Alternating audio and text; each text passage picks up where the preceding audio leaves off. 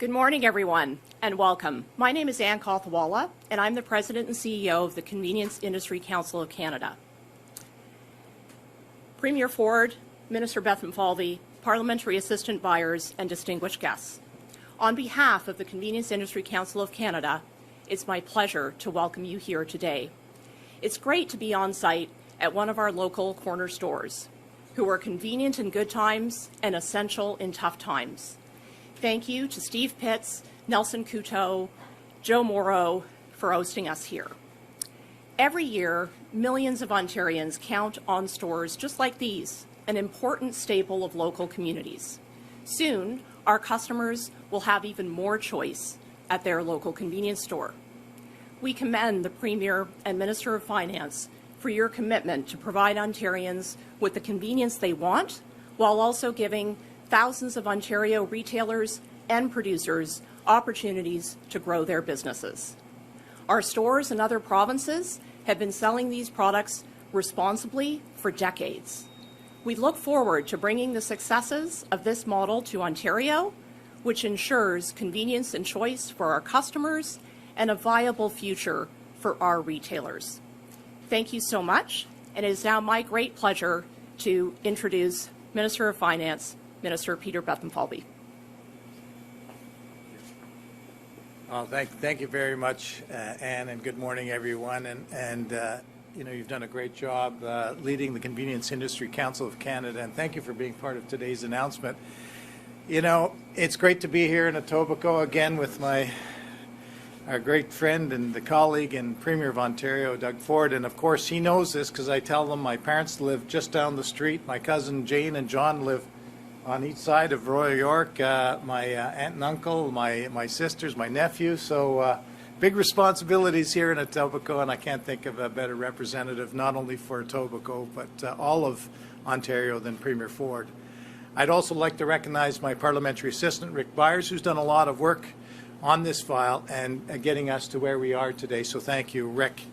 I want to also give a big shout out to the many industry associations and partners who have joined us. They're just outside because the room was just a little too small for everyone to be here, but they are here and they are thrilled. And I want to also say a big shout out to, you know, getting to today, and this is a big day for Ontario, for the people of Ontario, but it's also because of our great public sector workers, our Secretary of Cabinet, our Deputy Minister, Greg Arenchek, and the whole team in the public service who help us get to a day like today. So I just want to thank them for their public service. They're the unsung heroes behind all of us.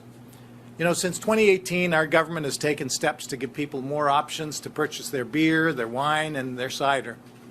Depuis 2018, notre gouvernement a pris des mesures pour offrir aux gens plus d'options pour l'achat de la bière, du vin, et du cidre. We've made it possible to purchase alcohol with takeout and delivery orders at more than 18,000 restaurants and bars. It's now possible to support small local producers and buy alcohol at farmers markets. In all, we've expanded the sale of beverage alcohol to hundreds of new points of sale. But the Master Framework Agreement, signed by the previous government in 2015, limited us on how far we could expand the sale of alcohol in Ontario.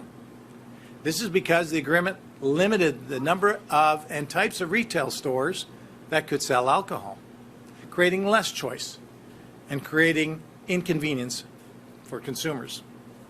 Well, today, we're taking the next step to change that.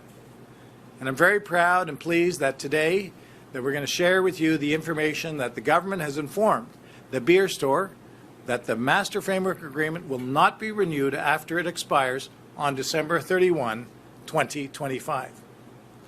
And as we take this step forward today, we will ensure that Ontario's alcohol retail landscape continues to be stable, smooth, and responsible. I'd now like to welcome my colleague, and it's a great honor to introduce Premier Doug Ford to the podium to discuss in more detail the biggest step yet by our government to deliver on our promise to consumers. Thank you very much. Thanks, Peter. Thank you. Well, good morning, everyone. And it's great to be here in the great state of Etobicoke, beautiful Etobicoke. And I'm just waiting for the Minister Bethlenfalvy to move here eventually, because all your relatives are here and so on and so forth. And MPP Rick Byers, Rick, you've done an incredible job on this file, and we're very, very grateful. I also want to recognize Ann. And thank you so much for all the work that you've done, and all the stakeholders that are just outside this door. They've been absolutely incredible, and all our association partners that are here today. Thank you for joining us for this very special announcement. In 2018, we made a promise to you. We made a promise to the people of Ontario to bring beer and wine to convenience and grocery stores across Ontario. Today, we are thrilled to be delivering on that commitment with the largest expansion of consumer choice and convenience since the end of Prohibition almost 100 years ago. By no later than January 2026, people in Ontario will be able to buy beer, wine, cider, and other ready-to-drink alcohol beverages like coolers and seltzers at their local convenience store, just like this one, or at grocery and big box stores. Spirits like vodka, gin, and whiskey will continue to be sold at the LCBO. This expanded marketplace will give people more choice, more convenience, and more time. Folks, we all have busy lives, so just imagine on a Friday night in December, instead of being stuck in a long lineup at the LCBO, you'll be able to pop into your local convenience store or grab a bottle of wine at a local retailer or big box store before heading out to the holiday party. Or in the summer, you'll be able to buy a case of beer at a grocery or big box store while you're stocking up on food and snacks ahead of your vacation up north or out east at the cottage. These new rules finally put Ontario in line with Quebec and other provinces and pretty well everywhere else in the world, because there's absolutely no reason that people in Ontario shouldn't enjoy the same convenient shopping experience as other Canadians do. In addition to the expanded marketplace, we're going to remove restrictions on the size of bundled packages so that people can purchase a 12-pack, 24-packs, or even 30-packs of beer, cider, and ready-to-drink alcohol beverages, regardless of where they make their purchase. And we're going to make sure Ontario-made products, including wine and craft beer, continue to receive dedicated shelf space, and that local producers receive the supports they need to grow their sales and protect their workforce. This new open marketplace is going to create new opportunities for local brewers, wineries, and retailers. It's going to support local jobs, and most importantly, it's going to give people more choice and convenience. Friends, since we're first elected in office in 2018, our government has been working hard to make life easier and more convenient for Ontario families. All across government, we're putting customers first. We're modernizing outdated regulations and reducing and eliminating unnecessary red tape that costs people time and money. We're working for you. Thank you to everyone for joining us today. Happy holidays, Merry Christmas, and may God bless the people of Ontario. Thank you. We'll now go to reporters' questions. If media could please identify themselves by name and outlet. It'll be one question and one follow-up. First question. Premier, it's Richard Southern with City News. How you doing? How are you? Good. How are you? Fantastic. Are you excited about buying a case of beer? Right now, I'm working, Premier. I might have to wait. Why did that stop you? I'm sorry. Go ahead. You might get some more favorable press. You bill it as a convenience factor. Pick up some beer before you're going out to the dinner party. Yep. But do you think we really need, and do you think it's safe to be able to buy a White Claw at a gas station at 7 in the morning as you're going to allow? Yeah, absolutely, Richard. You know, we got to start treating people like adults here in the province. It's right across our country. It's across all 50 states. To be very frank, it's across the world. We're the only jurisdiction that still had really an area that you could only buy beer in the beer store. And by the way, the beer store has been great partners, and we're going to continue working with them. And I just want to thank them, and I want to thank their team. We're going to continue having a great relationship with them. My follow-up is from my colleague Cynthia Mulligan. Sure. She wants to know what's going on with you and Bonnie Crombie. It seems personal. You haven't congratulated her, which is standard protocol. Yeah. You say in the legislature she has a house in the Hamptons, which she doesn't. Yet you have a place in Muskoka and Florida. Are you afraid of Bonnie Crombie, sir? No, you know something. We're going to continue focusing on what we're doing. Continue lowering taxes on businesses. The $8 billion we've lowered businesses and the burden off of companies, and that's why we've seen tremendous growth. We've seen $27 billion of EV investment. We've seen $15 billion in the tech sector. We've seen $3 billion in life sciences. And I just want to remind everyone, under the previous Liberals, they chased 300,000 jobs out of this province. As we stand today, there's over 715,000 people that have a good paying job, that can buy food and pay rent or get a mortgage. That's the difference between ourselves and the provincial Liberal government. They destroyed the province. We're fixing it. We're an economic powerhouse in North America. Morning, Premier. Liam Casey with the Canadian Press. Hello. So the Auditor General noted the other week that your government didn't consult with Public Health Ontario on your previous moves to expand access to alcohol. Did you consult with Public Health Ontario or any other health experts before this announcement? Yeah, well, thanks for that. I'll pass that over to the architect of this, and that's Peter Bethlenfalvy. Thank you, Premier. You know, we consulted not only with a robust number of stakeholders. I'm pretty sure Public Health Ontario was part of that. But going forward, like this is just the first part of modernizing alcohol. We're going to continue to have a robust consultation period. You know, one thing the Ministry of Finance, who's been running this file, is good at is consultations. We do that for the budget, so we know how to do that.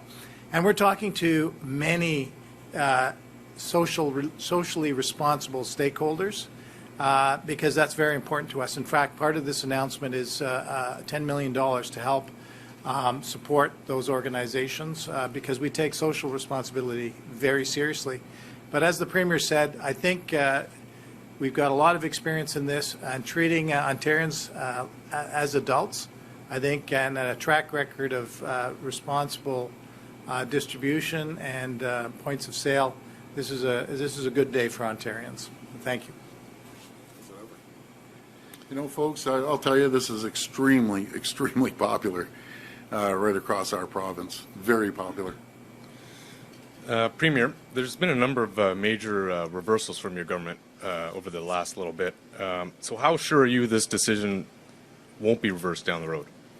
Well, you know something, I'm pretty confident. You know, the team that went in there and they looked at it and they came back to us and said, you know, this just isn't realistic. They thought changing services, that let's say changing the police, changing paramedics, public health, social services, this wouldn't be beneficial for the people. Do you know what the biggest mistake is with elected officials, politicians across this country?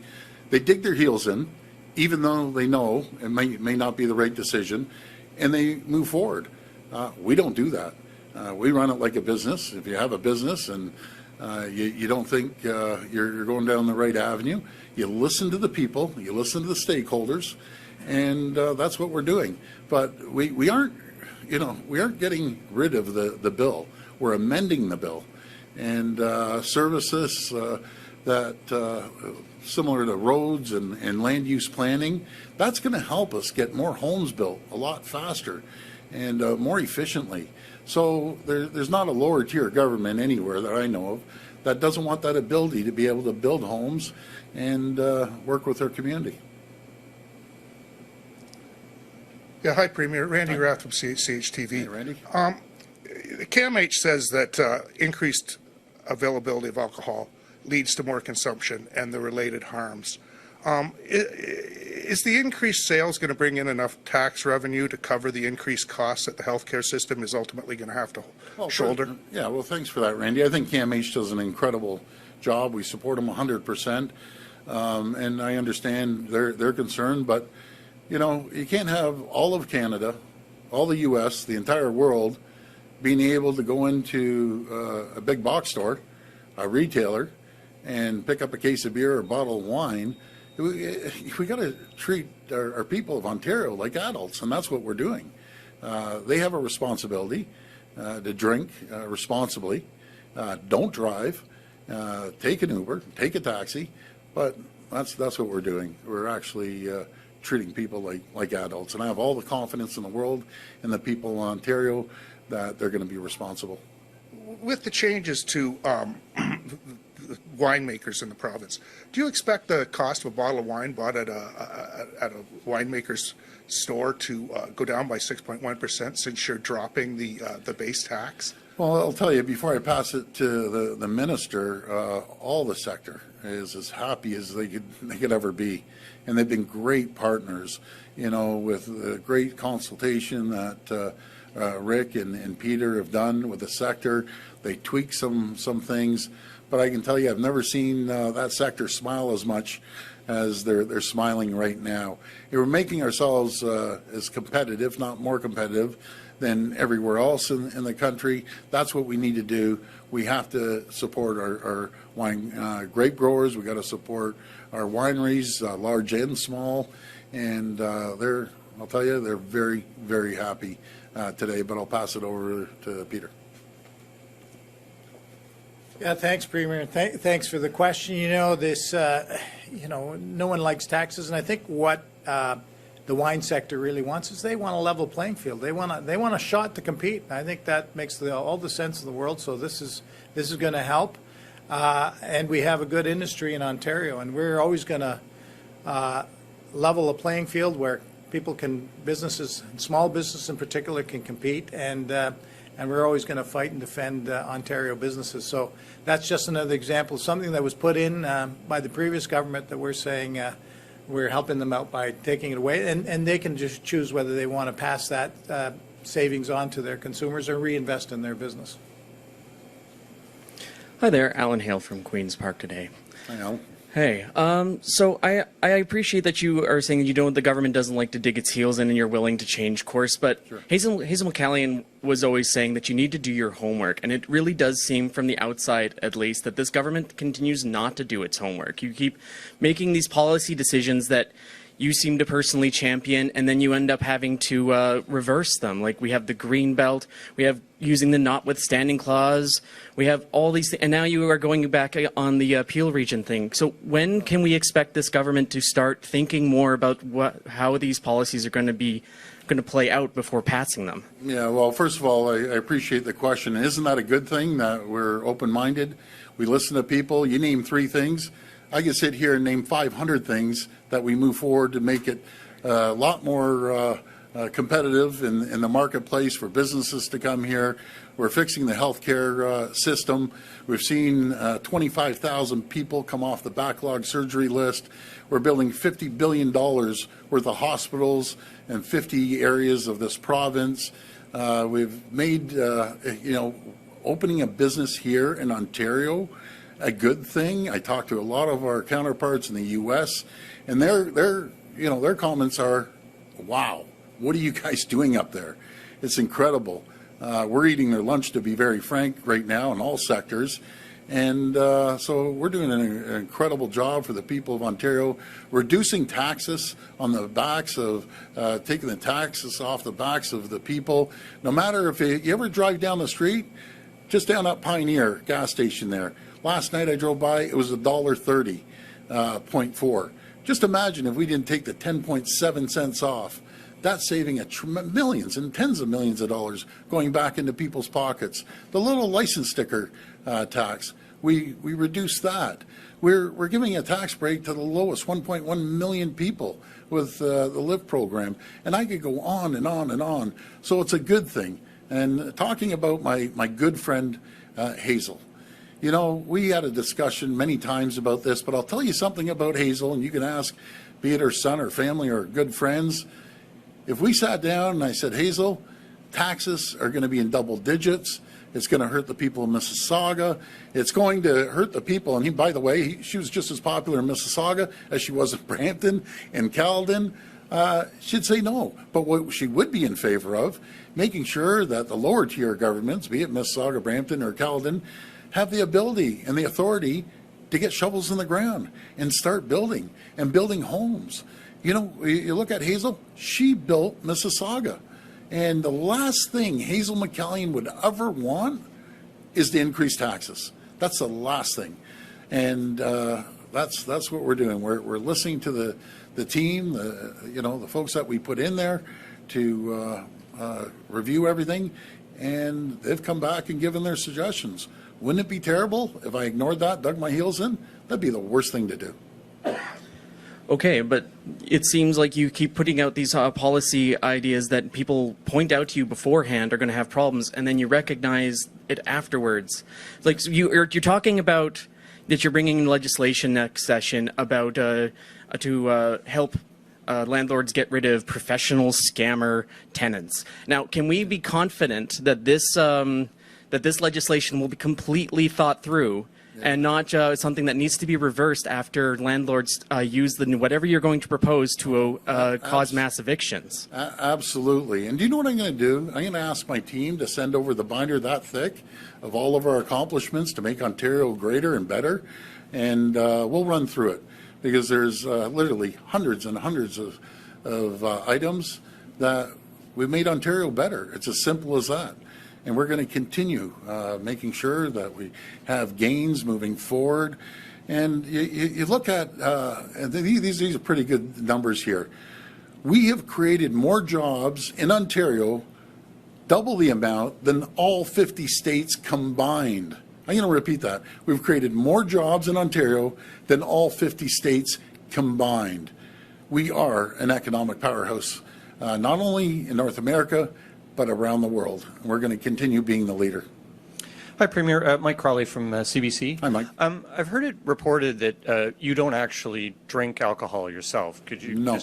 So some people wonder, like, why is it that you make this a priority for your government?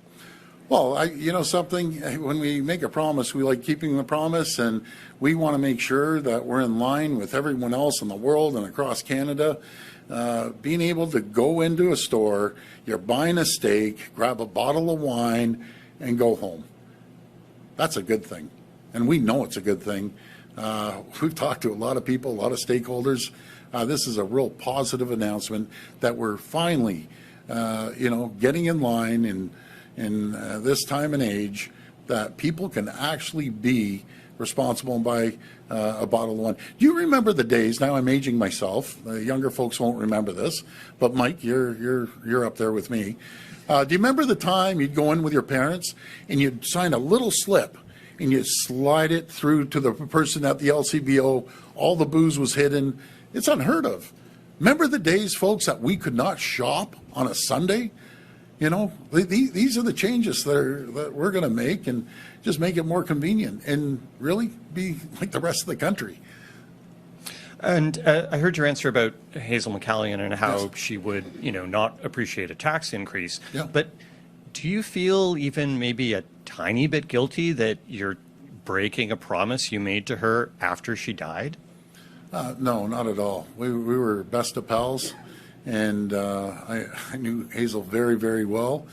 If I told her the situation and she spoke to folks in her circles, and I know a couple people that were very close advisors to Hazel, that at one time thought it'd be a good idea to have a standalone city.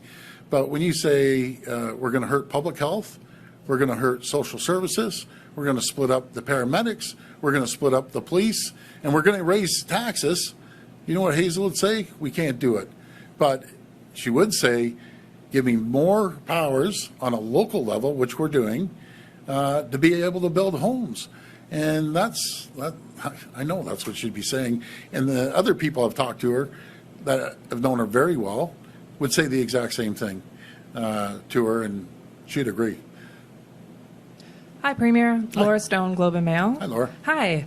Just on the Peel issue, I hear what you're saying, concerns about taxes and things like that were brought up by Patrick Brown, for instance, but the process hadn't actually been completed. The Transition Board didn't come back with anything. So why are you abandoning it sort of mid-ship as before it's even done?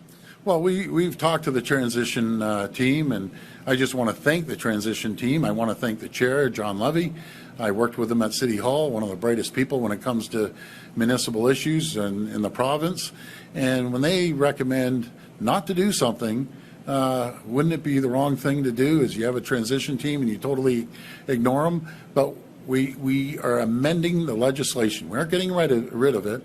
We're going to give the lower tier municipalities, and out of 444 municipalities in this province, I don't know of one of all 444 mayors and wardens that don't want more authority to have, for planning, land use, and other areas that they're going to focus on getting homes built, getting more revenues into the coffers for their municipality. Okay, thanks. And just on today's announcement, you first promised this in 2018. It turned out that was a bit more complicated and a lot more expensive, I think, than your government had initially thought. Looking back, do you think that maybe you overpromised 6 years ago or almost 6 years ago when you said you were going to do this? And can you explain to people why it's taken so long? Well, it's a very complicated situation, but the most important thing is, we got it done. The framework agreement is very complicated, and I'll let the Minister Bethlenfalvy tell you some details about how hard it is to move forward with so many different sectors. But the good news is we get things done, and we got this done. Sorry, Peter. Yeah, thank you, Premier, and thank you, Laura, for the question.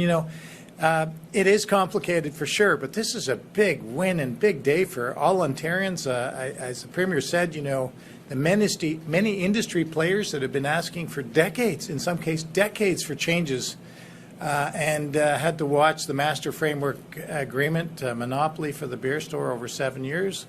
It was a challenging time, and earlier, we got together with them just a few minutes before, and I've never seen so many of them smile. And I said, take a picture. I want a record of this, that they're smiling today, and it is a big day. The framework is ending. This is good news for Ontarians, providing convenience and choice. It's a commitment that the Premier made. I'm very pleased to be the minister to execute this agreement with the beer store, and we'll continue to have conversations with them. But let's be clear, this is something that we want to ensure is a smooth and stable transition with that complexity, and beer store will play a role in distribution and recycling, which is very important to Ontarians. The LCBO will play a role in wholesaling, and this allows for up to over 8,000 new points of sale to be able to sell alcohol at convenience stores and grocery stores. And I'm very proud of that today, and I'm very proud that the Premier made that commitment, and we've honored that commitment to the people of Ontario. Hi there, Siobhan Morris, CTV News. Hi, Siobhan. Considering you anticipate as many as 8,500 outlets to be able or wanting to sell this alcohol, I'm not hearing anything about any more resources on the enforcement side with more inspectors for AGCO. Is there any more thought to adding some more muscle on that end of things so they can handle taking a look and making sure everybody's complying with the rules? Sure, good point. I'll let the Minister talk about that. Yeah, thank you. A very important question. We have a pretty rigorous regime of regulation and guardrails and enforcement as we do through the Alcohol and Gaming Commission of Ontario. And, they're an interested stakeholder as the process as we move forward with the details on how we advance a modern alcohol framework. We take the social responsibility aspect of what we're announcing today extremely seriously, and that's why we're going to continue to engage with folks like the people at the AGCO, multiple ministries, and as well as the multiple stakeholders who have a very strong interest in making sure that Ontario is the safest place for consuming alcohol, and that rules and regulations are being followed, including the many convenience stores who have a track record of selling tobacco and lottery tickets very safe, with a very rigorous program to making sure that that is done the most effective way, and that's just part of the consultations that we'll engage with on an ongoing basis over the next little while. And some of the people, I think, who might be caught up in this move to modernize are people who work at the beer store and the LCBO right now. Can you speak to them and some of the anxieties they might be feeling, thinking that their jobs might be on the line, and something I think the government's kind of acknowledged as possible? Yeah, well, we're going to continue working with a great partner in the beer store. They do some great jobs, like delivery is one, recycling they do great job on as well. And LCBO, it's a great Crown asset, and it's not going anywhere. They do an incredible job for the people of Ontario. They have selection, so if someone wants some exotic wine or some other drinks, they can go to the LCBO. I'm very proud of how the LCBO is running right now. It's a great profit center that we can take the profits from there and invest it into healthcare and education. That's what we're going to continue doing. So, LCBO, you're doing a great job. This will be the last reporter. Hi, Premier. Kayla Williams with CP24. Hey, Kayla, how are you? I'm pretty good. Just a quick question as far as what would be your message to Ontarians that are listening today and they're saying, okay, you know, the message here is convenience, and that's great. However, what they really want is to see the prices when they walk into a convenience store or to a grocery store go down, as opposed to the accessibility of liquor, and that today's kind of missing the mark on what real Ontarians are really struggling with right now in this day and age. Well, you know something, let me address it this way. The market dictates. And when you get the big retailers, be it the Costcos of the world, the Loblaws, the Metros, the Sobeys, you know, dealing with buying this, they're going to have a choice. Either lower the cost, keep it the same. We want to be competitive with Quebec.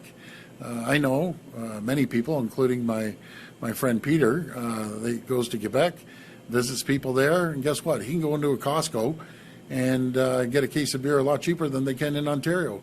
The market will dictate, and let's see what happens. But I'm confident that eventually you'll be paying less than you would in a monopoly for 100 years, and that was at the beer store. I'll pass it over to you, Peter. Yeah. Thanks, Premier. You know, I did grow up in Quebec, and you know, since the 70s, people have been able to buy wine and beer in convenience stores and the dépanneurs. Look, we're moving forward today with dynamic and competitive pricing, as the Premier just said. This is a good day for the consumer to have choice, to have convenience, and to have competition. What an incredible principle! So that you know, the consumer will be able to have that and the opportunity in businesses to compete. This opens up up to 8,500 points of sale. I think this is an important day in the evolution of a 100-year market that, you know, the Liquor Control Board started in 1927, so it's almost 100 years. We didn't want to wait for the 100-year anniversary to reform alcohol distribution in Ontario. So we're doing it with our partners and stakeholders. We're doing it through consultation, and I think this is a great day for those Ontarians right across the province who want convenience and choice and price opportunities. So thank you for that question. Yeah, and my follow-up would be, you mentioned that, you know, it's time to let adults in Ontario be adults, but the reality of it is that we do have children, we have young kids that can access grocery stores and convenience stores at any time of day. And when you take a look at some of the marketing on some of these packages, I'm sure there's a lot of parents who may be concerned that it will be very easily accessible for young children to reach for the wrong product once this comes into effect. No, that's just not going to happen. The convenience stores, owners, and associations are very responsible. It's no different than buying a pack of smokes or, like Peter said, a lottery ticket, but they're going to be responsible and very, very confident they'll be that way. And again, I can assure you, as I'm standing here, you will be one of those people going in the convenience store. You'll be going to one of the big retail, and you'll be buying a bottle of wine. You'll be buying maybe a case of beer, or coolers or seltzers. This is a good thing. Folks, we're so blessed to live in Ontario. I have the opportunity and the privilege to talk to a lot of people around the world, and we have such a diverse community. You talk to a lot of people around the world.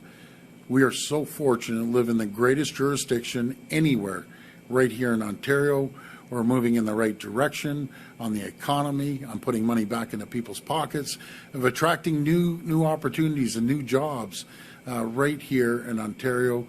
I always say you create the environment and the conditions for companies to come here, and companies and people will thrive and grow and prosper. Well, we're going to make sure that Ontario is the most prosperous jurisdiction anywhere in the world. We'll always look out for the people of Ontario. I want to thank each and every one of you. This is a new chapter in Ontario.